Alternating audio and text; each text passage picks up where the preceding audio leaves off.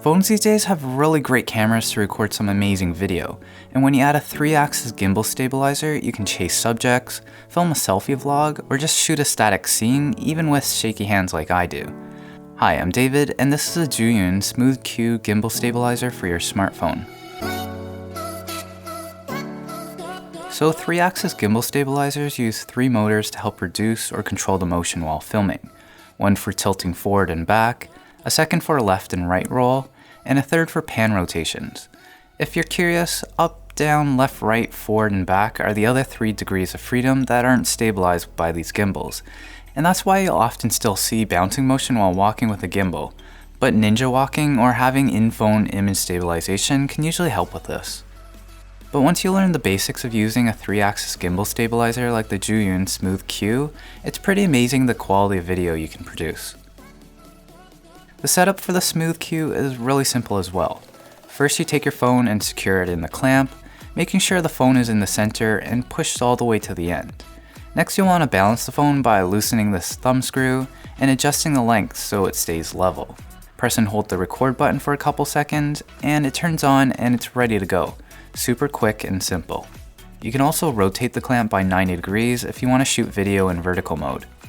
While the Smooth Q should support most phones or even GoPros out of the box, the weight of your device should be between 75 and 220 grams, the width between 58 and 85 millimeters, and also check the position of the buttons on your phone to see if it will clamp on your buttons like they do on my Nexus 5X, but luckily with the case I'm just able to avoid it from causing any problems.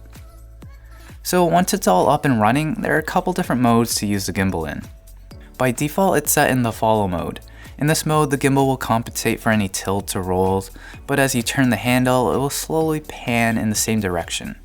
Using the joystick in this mode, you can adjust the tilt, and I really like this mode for following something or just walking around.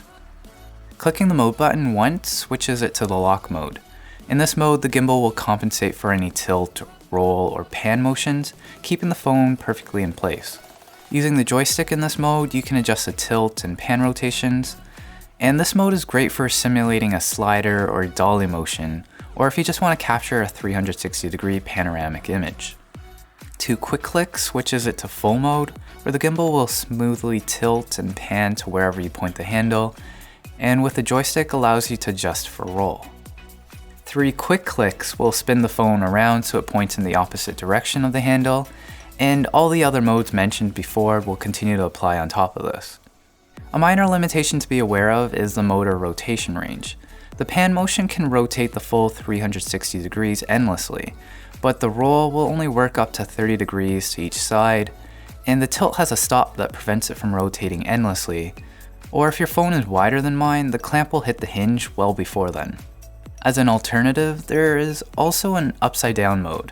I find the best way to switch to this is to roll the device 90 degrees and then another 90 degrees, and the whole setup will work completely upside down as long as your phone supports recording in this orientation. I really like this mode for a different perspective, getting really close to the floor and makes handling really simple. Next, let's look at the build quality. The Smooth Q uses a plastic construction which doesn't feel as durable as metal gimbals and does have some minor plastic creaking as parts shift. But at this price point, I can understand the design decision. On the positive note, the gimbal is light at 450 grams and very comfortable to hold even for long periods of time. On the bottom of the handle, there's also a 1/4-20 thread for attaching accessories or mounting. The battery on the Smooth Q is quoted to last up to 12 hours, and I've used it for quite a number of hours and still haven't seen the battery indicator drop yet, so battery life looks to be really good on this. It also has a full-size USB out that can be used as a power source to charge your phone, and it uses a standard micro USB in for charging. The gimbal can also be powered by a portable power bank while in operation, which is super convenient, and it also comes with a case for safe storage, which is nice. And finally, there's the camera app you can download for Android and iOS. I'm not going to spend too much time on this since I prefer using an app with more manual controls like Open Camera on Android. But if you want to use the built-in record button and the zoom toggle buttons on the Smooth Q, unfortunately you'll need to use their application. And here are all the hardware controls when using the app if you need them. The camera app also has a pretty fun face tracking feature, so be sure to try that out. They also have an assistant app for remote controls, calibration, changing some settings, and another camera recording app. But again, it doesn't have the manual controls I like. So that's the Zhiyun Smooth Q 3-axis gimbal, and I'm amazed how inexpensive this technology has gotten. And combined with the improvements in camera technology on phones, great filmmaking just keeps getting more and more accessible to everyone.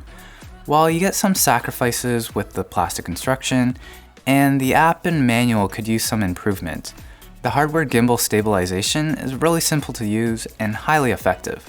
But hope you guys enjoyed this one. You know what to do, and I'll see you in the next video.